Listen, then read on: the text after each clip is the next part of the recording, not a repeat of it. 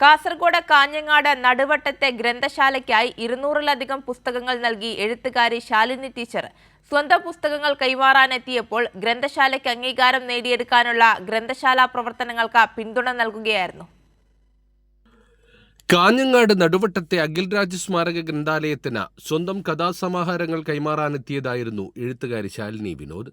ഈ സമയം ഗ്രന്ഥശാലയ്ക്ക് ലൈബ്രറി കൗൺസിലിന്റെ അംഗീകാരം നേടിയെടുക്കാനുള്ള പ്രവർത്തനത്തിലായിരുന്നു ഗ്രന്ഥശാല പ്രവർത്തകർ.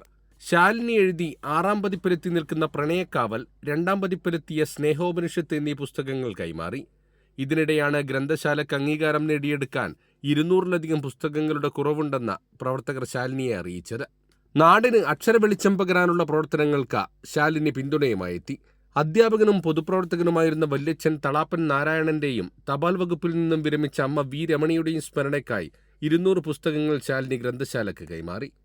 45,000-ഓളം രൂപ വില വരുന്ന പുസ്തകങ്ങളും സൂക്ഷിക്കാനുള്ള അലമാരയുമാണ് ലൈബ്രറിക്കായി നൽകിയത്. നടുവട്ടം വയലിൽ അഖിൽരാജ് സ്മാരക വായനശാല ആൻഡ് ഗ്രന്ഥാലയത്തിൽ കഴിഞ്ഞ ദിവസം എൻ്റെ 2 കഥാസമാഹാരങ്ങൾ ആ ലൈബ്രറിയിലേക്ക് കൊടുക്കാൻ പോവുകയുണ്ടായി. ആ സമയത്ത് അവിടെ 200 ബുക്കിലധികം ഷോർട്ടുണ്ടെന്ന്, അതായത് വായനശാലയുടെ അംഗീകാരം ലഭിക്കാൻ 200 ബുക്കിൻ്റെ കുറവുണ്ടെന്ന് അവിടെ ലൈബ്രറിയൻ പറഞ്ഞു.